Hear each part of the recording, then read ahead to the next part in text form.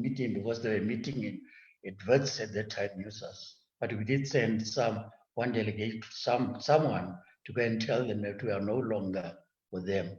So we broke off from NUSAS that time, and remember the date. But then we continued with UCM because UCM, and actually in UCM we could find our voice, and we could actually were able to speak as a united Black voice within UCM. And it was in UCM that it was led by people, people like Bumakware and so forth. And the previous, I forget her name, the previous premier of the Free State, she was a lady. But, we're able to meet as Black students, have our own caucus, and discuss our own aspirations and views.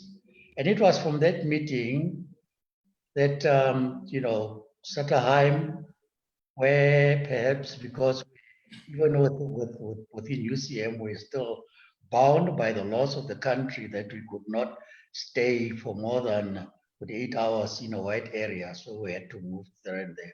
And we decided that we can't go on like this.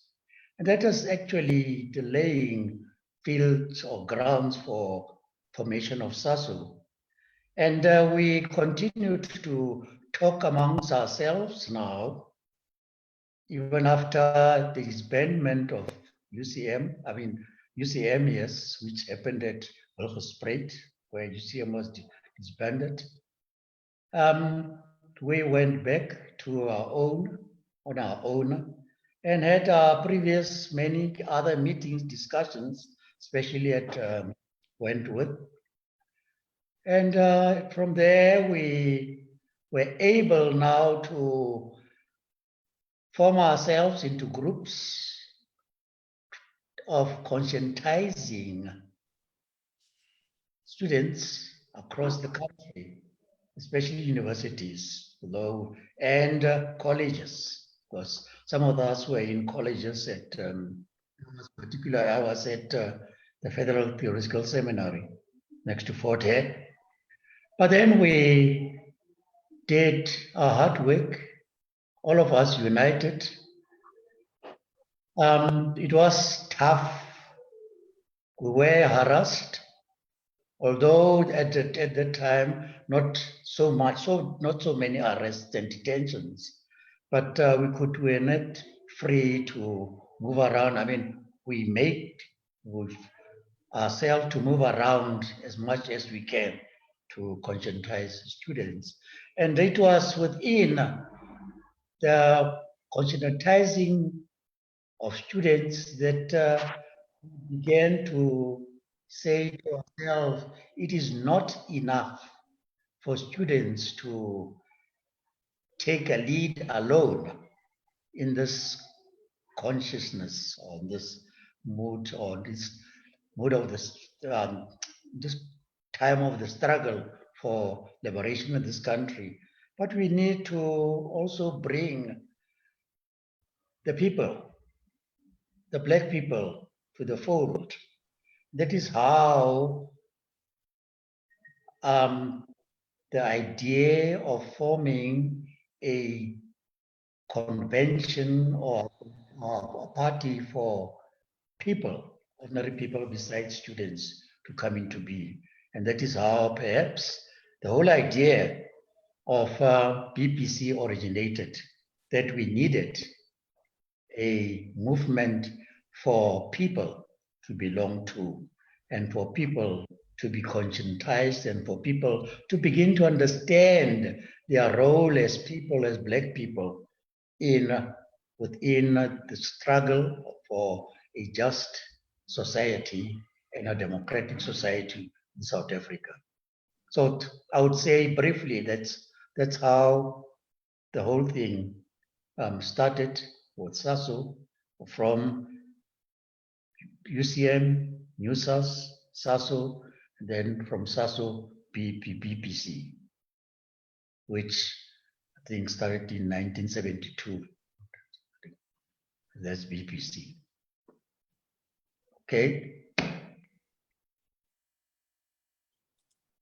That's briefly just a brief history of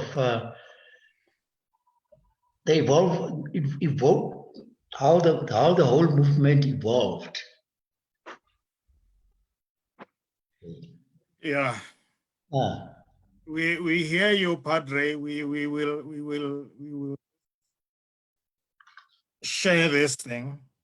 Perhaps it is important that those with us also are told, in case they do not know, that in July or August of 1972, the people met.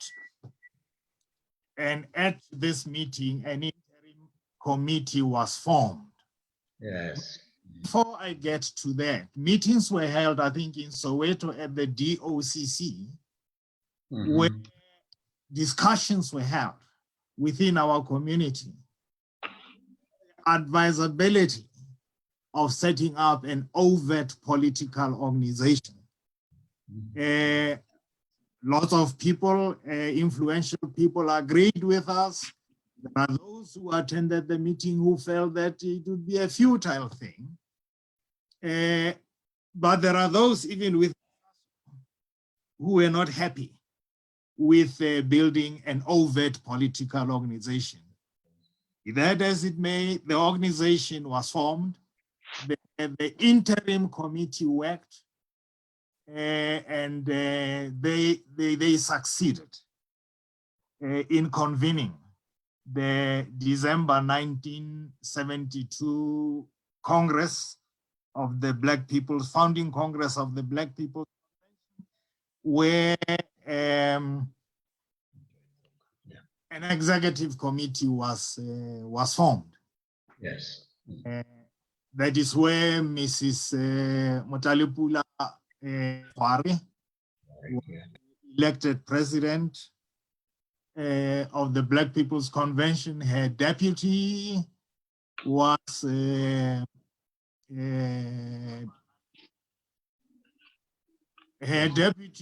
Chris Madibe Mukoditwa, who fortunately for us and in a very dignified manner is one of those people who attended her funeral in Mafikeng a few years back. The Secretary General was Buthelezi, Sipo Buthelezi. Yes. The permanent organizer was Comrade Musibudi Mangena.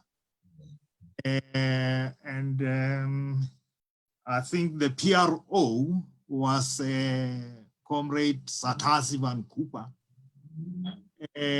I'll not be able to name the rest of the people that formed the committee. But we'll also remember that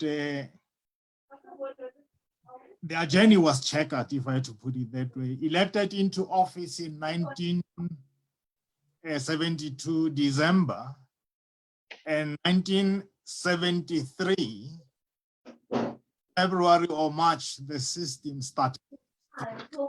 Yes. That is when a few or some members of the BCM, 8 they were banned by the system.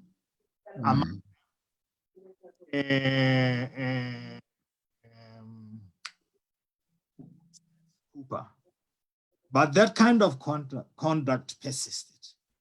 Lots and lots of our people were banned and restricted.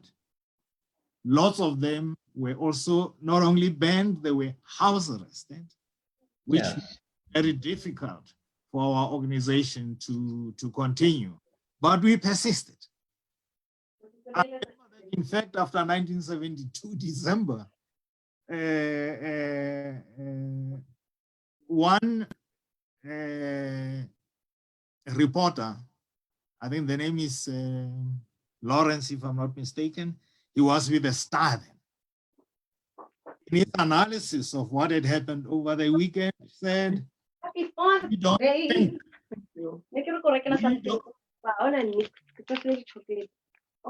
don't think that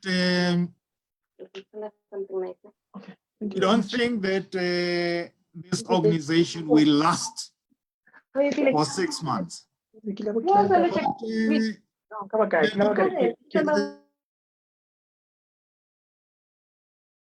And Tata Kgokong, can you unmute yourself? All of you, can you unmute yourself? We had a challenge. Can you all unmute yourself? Thank you. Tata Drake, can you unmute yourself?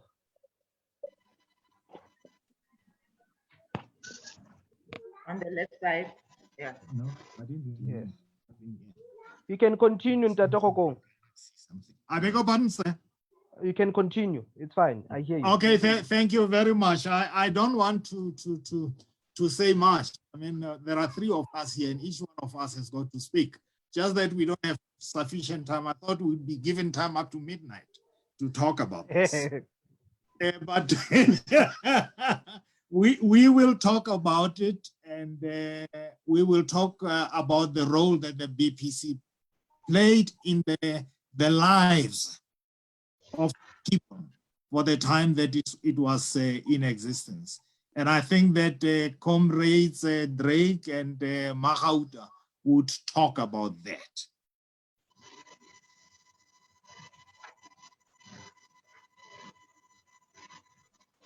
Well, one of the things that is important is that maybe we should talk about why it was called a convention.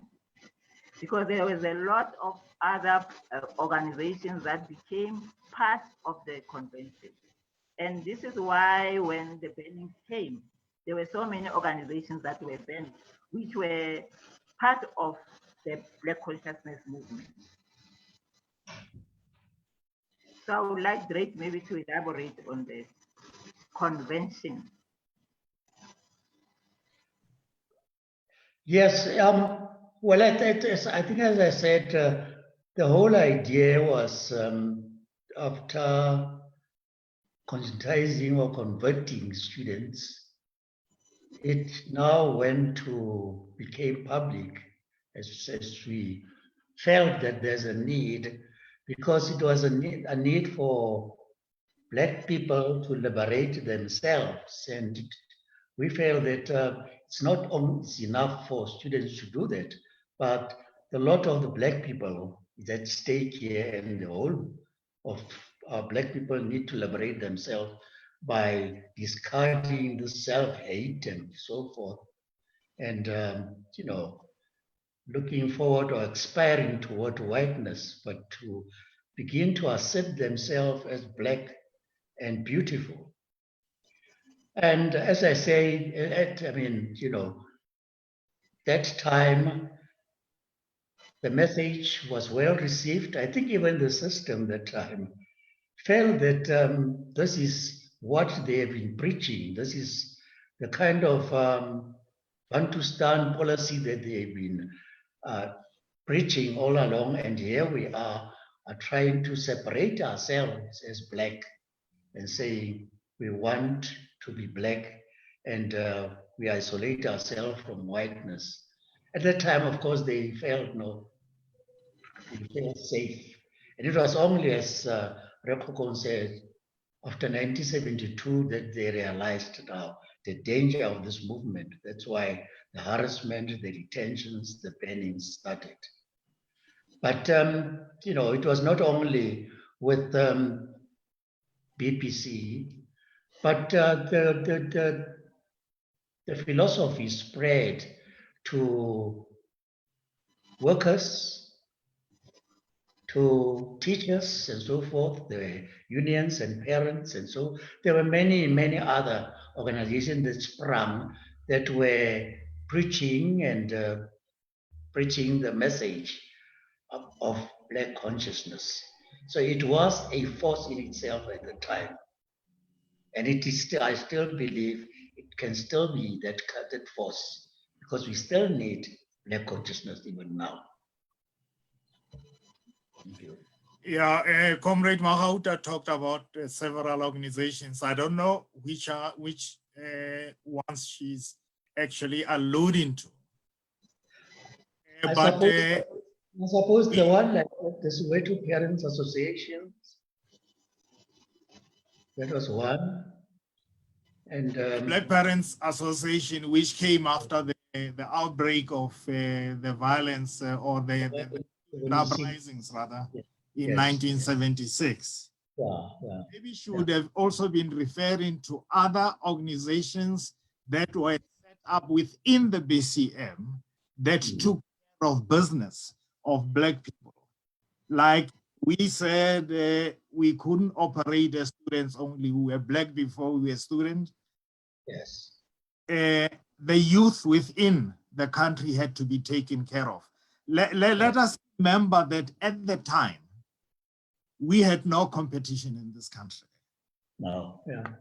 We were the only ones who were running political business and taking care of the interests of Black people, despite all the other nonsense that you may pick up elsewhere. We formed organizations for the youth, like Drake says, the workers as well. I think it is SASO that actually adopted a resolution to set a council or a committee for Black people. And I think that Black Workers Project was in the hands of both comrades Bokwe Mafuna and the late comrade Mtuliga Shades. Yeah. There was a union that actually worked within or with us within the BCM, BAU, Black Workers and Allied Workers Union, BAU, led by the late Drake Koka. But I think that we should try and confine ourselves to the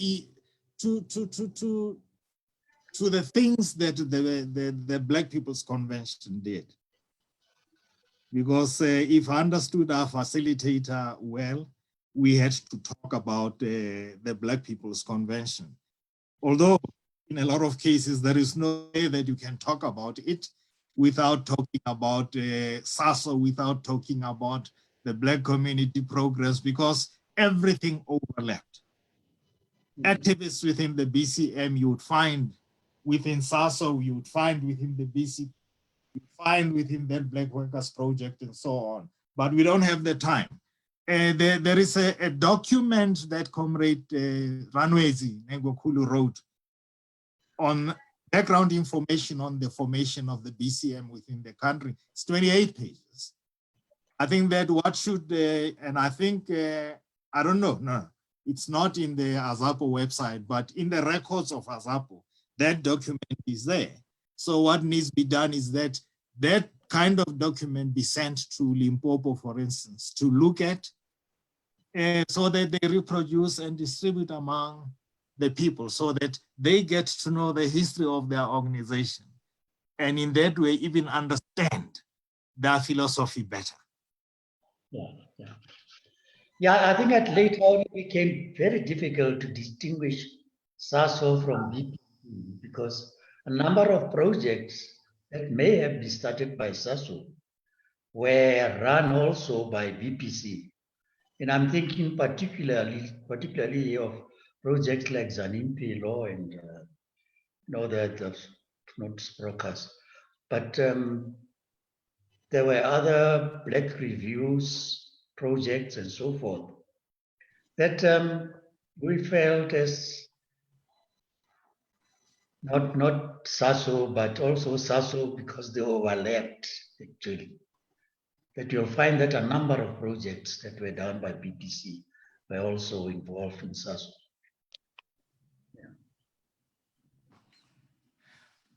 Yeah, I do understand, and I hate, to get in from time to time. This is not my thing, so to say. We must all have something to say. But like one said, we had lots of problems from the system, but we persevered, that notwithstanding. And we held our meetings, we held our congresses, we elected our leadership. That leadership was singled out for harassment by the system. We had congresses. I mean, in 73, there was a congress, I remember, of the BPC. And 1974, things went up a bit, and it also ended in September with the Viva Freli Morales. And that disrupted activities of the BCM generally, but they did not kill us, if I were to put it that way. They could only take in so many.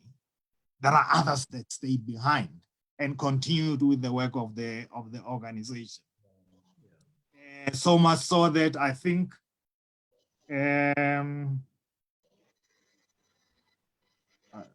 I have a problem with the dates and so on. It's been a long time. But some of our leadership was harassed. And some of them, sadly, took a dive and they hid for a very long time. Some, in fact, I've never seen since that time of the banning and so on. But we came together. I remember Comrade Rashidi calling in Comrade Tiza Mazibugo to tell him to go and organize in his region in 1975. A very venturesome thing, but we liked venture in those days, or adventure. Tiza hired a car, or a car was hired for him to get to KZN, Natal as it was called, to go and organize for Congress, which was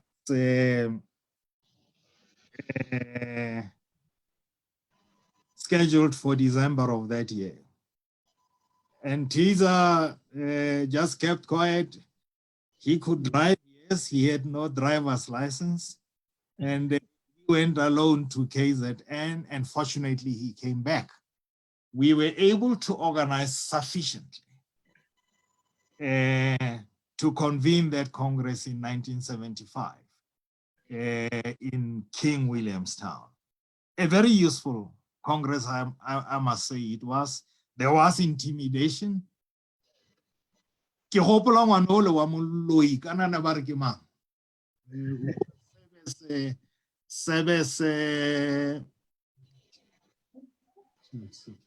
Charles Sebe's brother was special branch. Charles Sebe. His car and the what's name, the door of our meeting place, and revving his car to disrupt it. But he was trying to do that to a very determined lot. In the end, he was making noise for himself and had to disappear. But we don't have much of this thing now. Mmagauta was at the head office. She must share, I think, some of her experiences, because nothing happened that did not go past her. She's a reservoir, so to say. Well, I would say, I think it's important to say that we did establish an office in Johannesburg, which was run by Mmagauta and Tiza. Okay, we should take cognizance that BPC and the Black Consciousness Movement inspired people so much that even though we had a national organizer, people brought themselves to the office to come and join. I remember people coming from Mpumalanga, from Venda. They would get off the train in the morning and come to the office to say, we have 30 people or 50 people in our area who want to join BPC. To an extent that we developed a file, remember, we developed a file which had our constitution, all the documents, the history of the Black consciousness, which we gave people, and a membership form. And a lot of people came to the office to join, and they would also contact the office for direction of what to do. So this is the inspiration that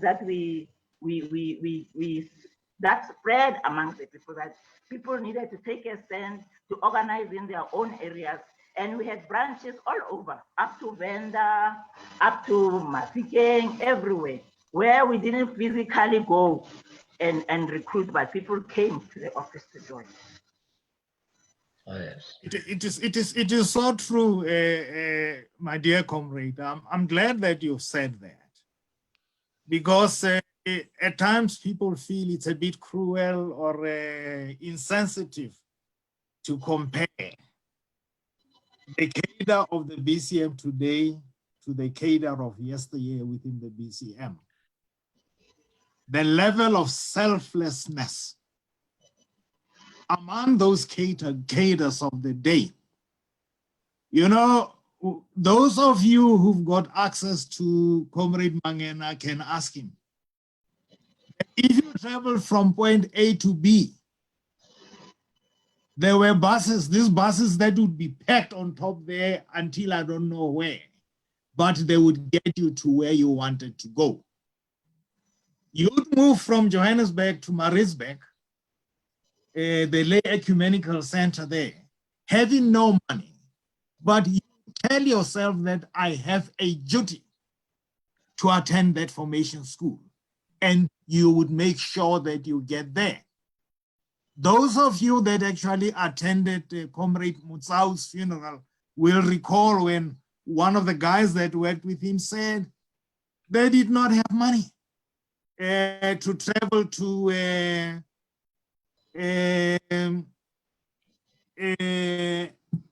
Hammanskraal to attend that Congress. But they got there all the same because of that determination. There was a lot of discipline within that cadreship. There was a lot of determination within that cadreship that we had. Mm. What you get today, or what you see today, where when we are in Soweto and we have got an occasion in Beggersdal, our membership expects the organization to carry them there. None existed in those days. And that is what kept us going. We understood our cause and we stood firm to defend it and to advance it. You don't see much of that today, and it has got to be corrected. Yes, we were fearless, intrepid, if I were to put it that way. We were prepared to lay down our lives. My home, where I am now, was the home of every cadre of this movement that came to Gauteng and did not have anywhere to be or to eat. You don't see that today. You have to make appointments. Political education is important. We must educate our membership. They must really get to know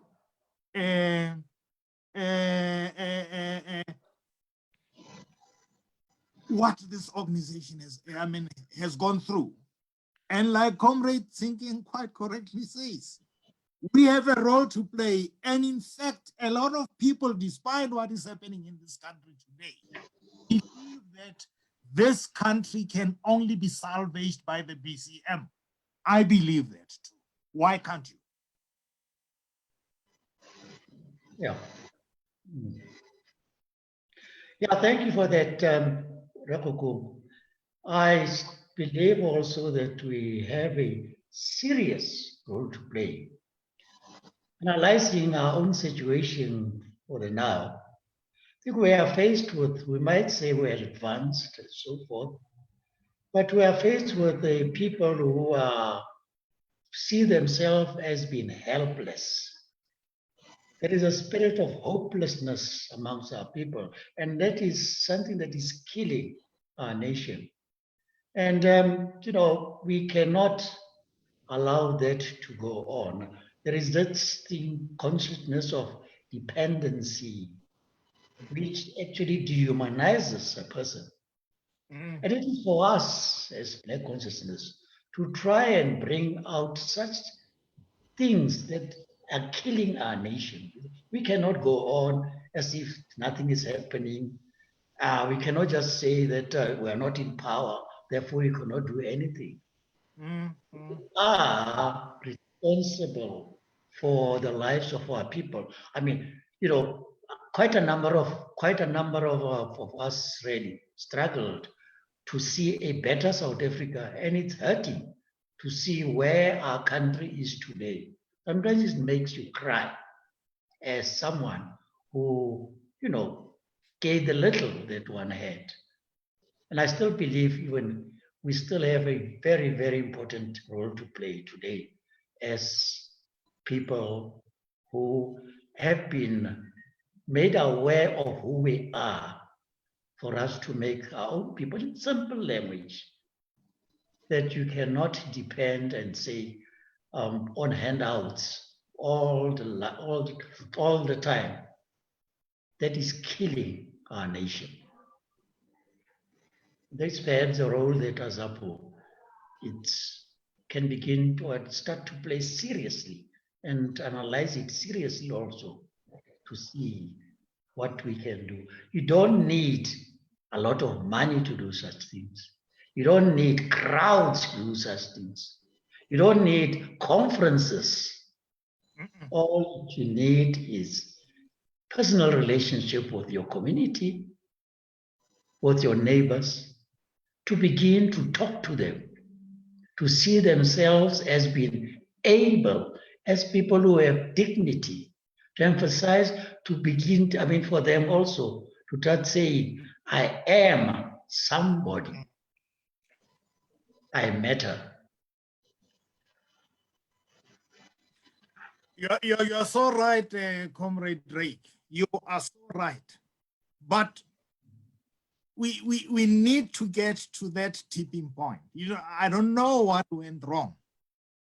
There is, within this country now, between us as the BCM and the community we are supposed to serve, there is a disconnect.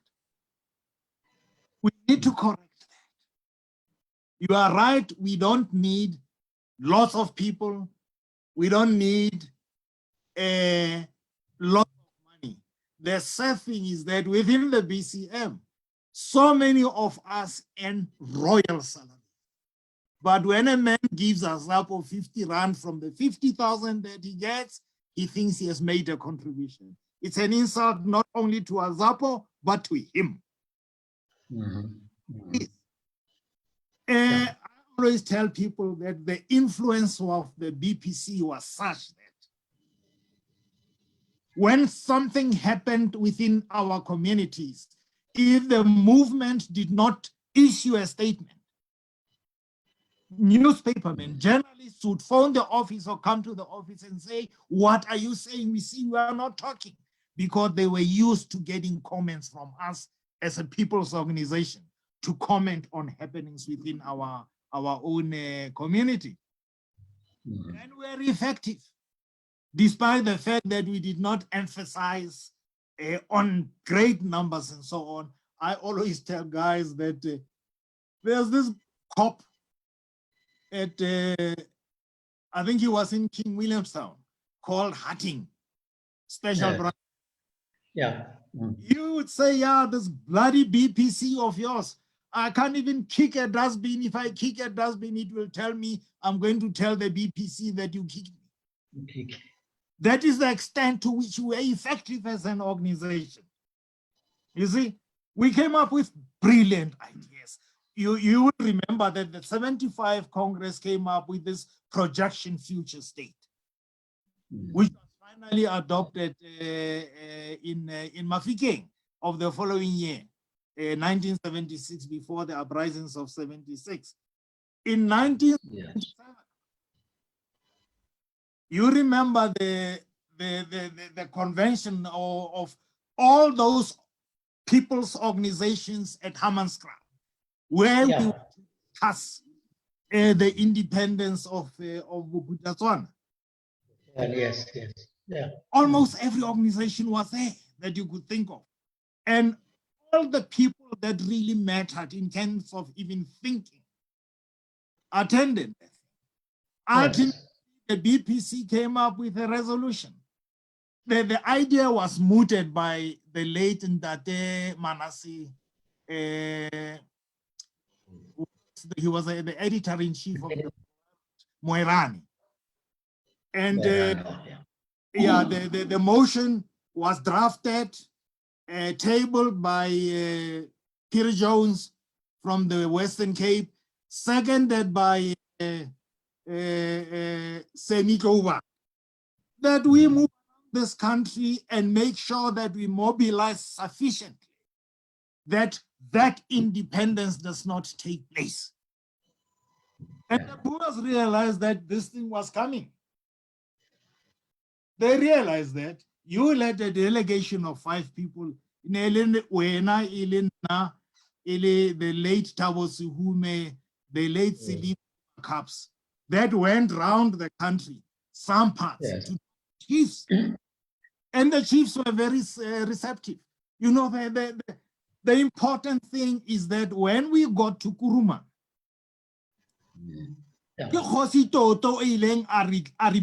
we were on our way out, he called us back into his house. I've got a relative yaka who works for boss. And what he says, that they've got over 5 meters of transcripts of your discussions with chiefs about Botswana's independence. They are against it. And they've recommended to the special branch that towards that day, you people must be detained because boss wouldn't detain. And the thing, of course, Kayone, that thing 77. In the meantime, whilst we are moving around, these people met at Comrade Steve Biko. And that exacerbated matters. Because in August, we knew that towards October we would be detained to stop us from this campaign, Botswana independence. Exactly, yeah. That our organizations were going to be banned. And I think that it is the manner of Steve that these Boers make up their minds that now here we must just proscribe these organizations. That's it. And they did it. You remember what happened on the 19th of October 1977. In fact, when you look closely, the detention warrants were dated the 12th of October. So they came for us a week later. We did not. Yes. But the organization was effective. The organization was everywhere. We were BPC. Granted, you could get it when we were in our meetings, when other people made contributions in those discussions. I honor politically. But they accepted the fact that we were in charge. They accepted the fact that we are in charge. And, well, here we are. We are not supposed to be here. Well, I think the confusion now is that time where it was defined, we knew who the enemy was. You were either with us or against us and with the enemy. But now, after 1994, things changed because then we're given this false hope of freedom, and then people got confused. So we need to regroup and create a focus of what is it that we want to do. That is what we need to do now. So some people are confused, and I think also our struggle is confused by us wanting to go into parliament without really working with the people. And we need now to go out, go back and work with the people, create the awareness that we used to have, and have a focus and have the activism. During BPC, we didn't have cars, we didn't have cell phones, but we're able to work. Today, there are so many things that we have, but we are unable to work. What is the problem? Because we have turned out to be just a talking people, we just talk, we are not committed, we don't take responsibility, and we are dying. Yes, yeah. No, I think quite true. Yeah. We cannot stay in a country where we are 76% and we're still oppressed by 9.1%. Because my belief is that the government is doing somebody's work. They are not doing the people's work. They don't show the love. They've destroyed some of the things that were there during apartheid. And we are starting afresh. It is a disgrace that a lot of countries that supported us during the struggle, seeing that we are going to be a prosperous nation, today they have to support us for this disease that is spreading. Because we have nothing. We have turned into a nation of beggars. We are begging again after being helped to be free. Now we are on our knees. We don't have money. We have nothing.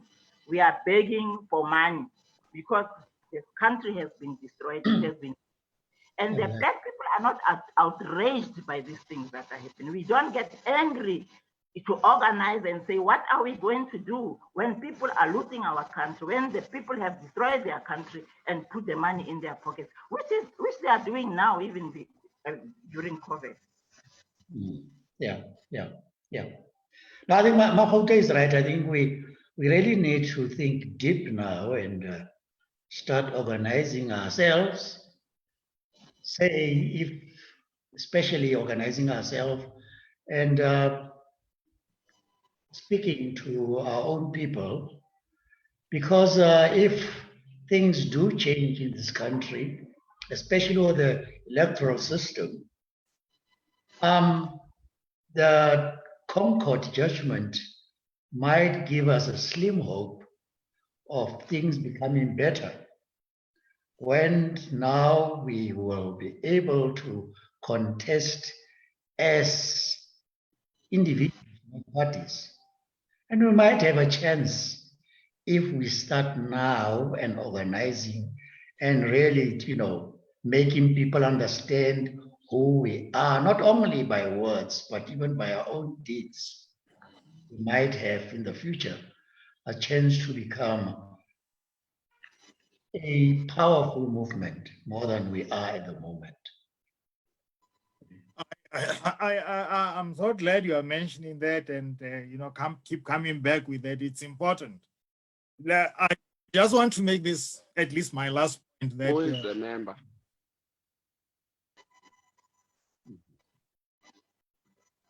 I don't know. Can you hear me?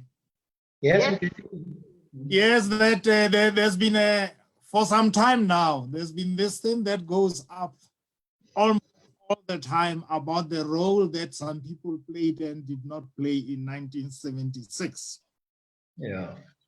Let it be said and let it be understood that the students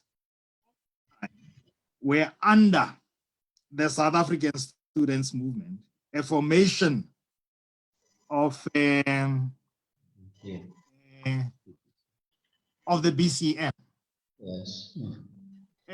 Mmagauta will remember that towards 1976, June 16, there were meetings that were held, there were pamphlets that were typed and so on. They used to come into the office. I was freely available and at least could work on a typewriter. There are two pamphlets that I personally typed, I remember. And we had to go to the office of the Black Allied Workers Union, BAU, to go and type those pamphlets. We went there because they had a golf ball typewriter. So we could remove that, replace it with what we had, take that away when we go, and even remove what do you call this thing that rolls when you type? The ribbon, so that nothing could be followed. That's what it is. We assisted them, we proofread what they had written, we typed what they had written, but we told them we couldn't print because we could be jeopardizing the situation of the organization. They said, well and good, we know where we are going to do this, and print them, they did. But it's a long story. It's something that may be discussed when next other people use this forum, so that they share their views, they share their experiences with our membership and the general public on the growth, development, and the pathogenesis of this movement. One of the greatest things that ever happened to this country. And we should not betray that. Yes. Mm. The role played by the BPC in the African thing, that we were going around liaising with the school boards that were cooperative, talking to schools, using some of our members who were teaching in schools to infiltrate the parents' meetings so that parents can take a stand against the Africans. That started before June 16. I mean, people like Charles Mtombeni, Bonabo, Bomacaps were going around the schools. We really played a role on the African issue. And for me, June 16 was just a culmination of activities that has been going on from the end of 1975 against Africans. And when it took place, well, of course, nobody thought people would be killed, but that march was a well-planned thing directly from the office and also by the students. And that is why there was the SSRC formed. And we also didn't talk about SASM, the influence of BPC on the formation of SASM in 1972. That was also representing the high school students. This is why I'm saying there's a lot of organizations that came up because of the influence of the BPC, the UBJ, the Midupi Writers, the Black Theology Association. All these were part of the influence of the BPC. The response by the people on the field that they were working to say we are aligning with the Black consciousness movement. Yes. There is this interesting thing that I sometimes think about. And I think that we owe it to the BCM as members of the BCM and as torchbearers of the BCM. In 1972, when we were at Congress in Hammanskraal, the founding Congress of the BPC, the system killed our vice president, Tuli Gashezi. Yeah. They sent their men to do that. I don't know whether it is coincidence. 5 years later, to the birth of the BPC, February at that extraordinary Congress of the BPC, Comrade Biko is appointed or made rather honorary president of the BPC. September they kill. We start on the death of our leader. They ban us after they killed the honorary president of the organization. Yes. Comrades, we owe it to them. We owe it to our people. And we owe it to the promises that we have made to our people to stand up, to rise, and push the program of this movement so that this country, this South Africa, will become what Biko wishes for in his essay, Black Consciousness for True Humanity. Mmagauta Molefe.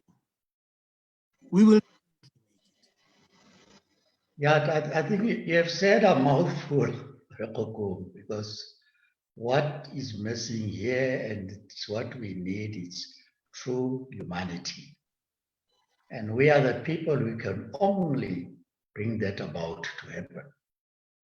So, right, the ball is in your court. We need to stand up.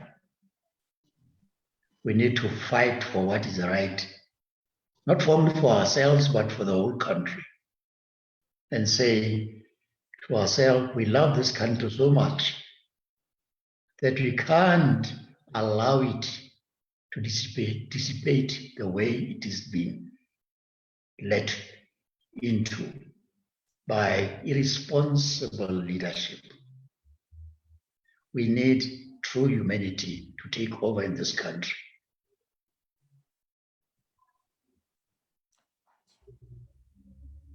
Thank you. Yeah. Thank you very much for the proper discussions that we have just had. We have just a comment on chat on Zoom. Mmagauta left. We have a comment that says there was also Black Photographers Association, which was part of the BCM. And we used to have meetings at Orlando Industrial Park. I was an amateur photographer, and people like the late Alf Kumalo, Nkosini, Upangwenya, Mmagauta Molefe, etc. attended. It's a comment from Mani Molefe. Then on Facebook, we have no questions, just comments.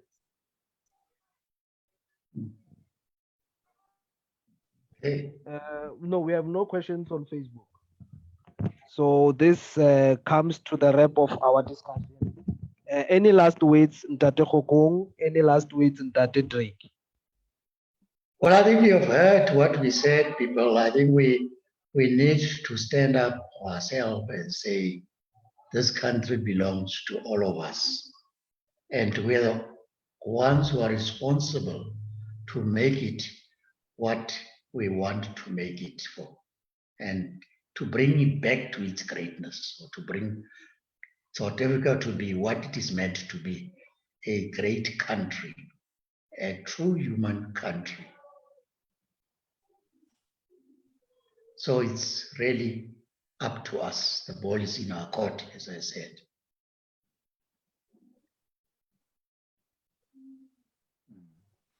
Yeah, no, kya utlwa wile Moruti Tshenkeng. Let us do the best that we can to reach out to our people. Let us do the best that we can to make known this philosophy, Black consciousness. Let us do that so that the young get to know. But most of the time, my view is that these things can be done informally. You will never go the distance if you can do that in formal meetings. No. Arikopane. We are distant from one another. There is very little social intercourse within our whole community as a political organization. I don't know what my friend or my comrade thinks. Let's find out and work out ways where we can meet from time to time and leisurely talk about our organization. I think it is very important. It is very important. That is the only way that we can spread the weight. Comrade Delta. There's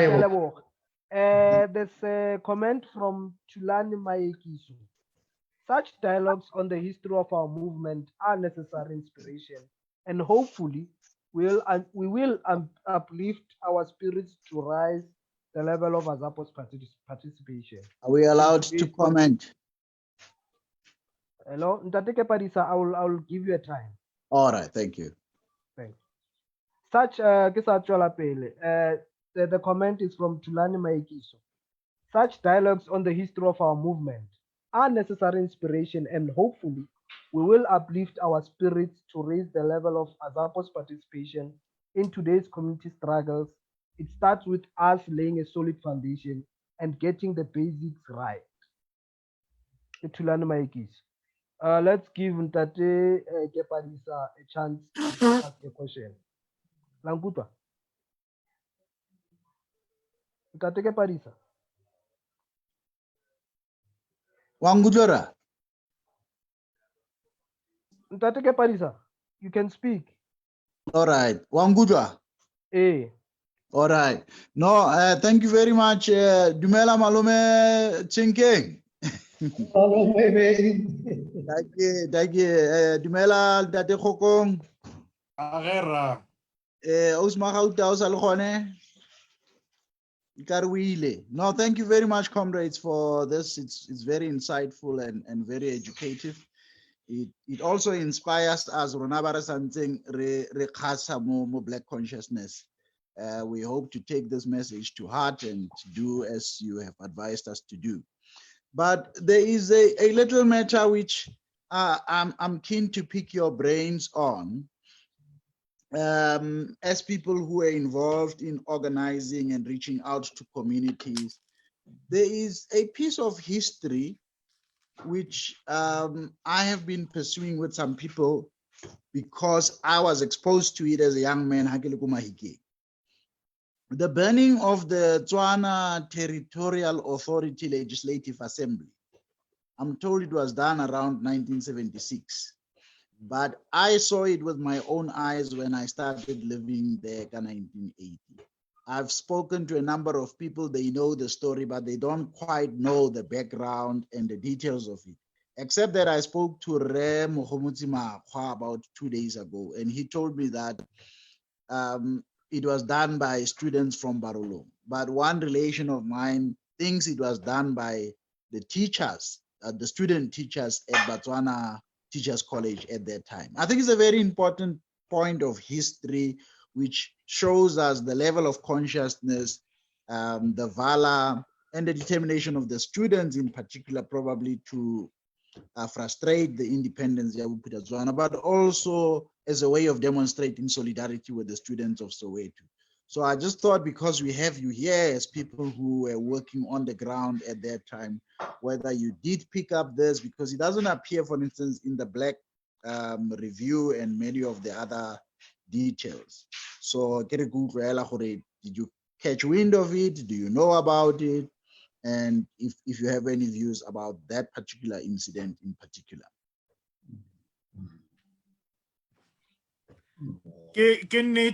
Comrade Kipadisa, the legislature indeed was banned.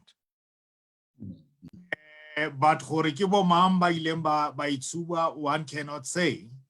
But what I will tell you, and what a lot of other honest elderly persons in Mafikeng would tell you, is that Mafikeng was a stronghold, Yasasu. We had a very strong branch there, Rurike Mafso. Comrade Khadiete should know about it. And the spread of BC was there. They know the thing. And I remember when I was with Comrade Tshenkeng and the other 3 comrades when we were working on this book, Botswana Independence State. Why is it Retseni fela rights as a says and Robala Harits? And one of these monkeys actually calls me by my name, Arijaras Vahani. I didn't know him from anywhere, but obviously I agreed in and they play psychological games with you. But we had a presence in that part of the world. The influence was there. And you see, BC in a Satswara, Banabadi school. Black consciousness, this philosophy was so powerful. It had permeated society around. This is why when they banned us in 1977, thinking that that was the end and they were through with this evil called BC. 6 months thereafter, AZAPO comes up.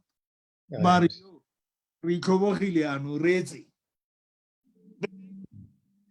irresilient, very resilient as a philosophy. No. Yes. Oh, indeed. Yes. Erekele for the response. Yeah, before you respond, we had that influence because if Daddy Kgokong remembers, we actually met one of Mangope's sons who bid us bon voyage. You know, when we met, he knew who we are and what we're doing. Yeah. So, the message was spread at the time. Not only in Mahikeng, but we right through, we came to places like Vryburg, getting to Kuruman. And it was in, I think, Kuruman were stopped also. Yes. Yes. And Kimberley, actually, they told us to get out of Kimberley.